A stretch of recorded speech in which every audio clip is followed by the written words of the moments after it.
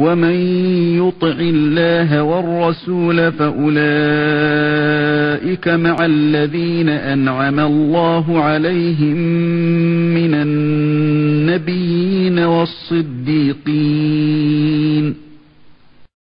والصديقين والشهداء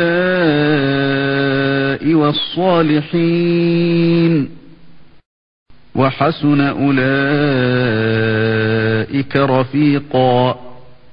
What about Mus'ab ibn Umair, who resembled the Prophet ﷺ in his appearance and character, who the Prophet ﷺ looked at him and knew that he has a beautiful tongue, so he sent him to Medina. He was the one who went to Medina, and when the Prophet ﷺ migrated from Mecca to Medina, he found 88,000 people from Medina that were singing طَالَعَ الْبَدْرُ عَلَيْنَا مِنْ ثَنِيَّاتِ الْوَدَاعِ.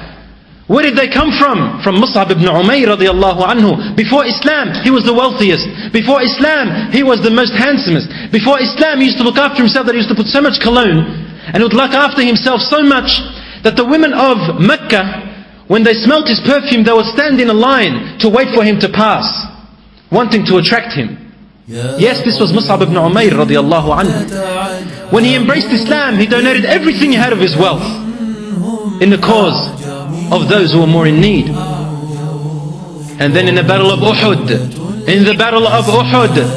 Mus'ab ibn Umair, fighting like a lion, defending the Muslims, defending the Prophet sallallahu alaihi wasallam, when a spear attacked him, it struck him, and then swords one by one, until he had over 70 stabbings, and he fell to the ground. And then the Prophet ﷺ and the companions, after the battle was over, he came to bury the Muslimin, the Mujahideen, the Shuhada. And then when they looked at Mus'ab ibn Umair, they searched through his wealth, and he did not find anything with his wealth to cover him. All they could find in his house was a piece of cloth to wrap him up in, the kafan. And when they would cover his head, his feet would show. And when they would cover his feet, his head would show.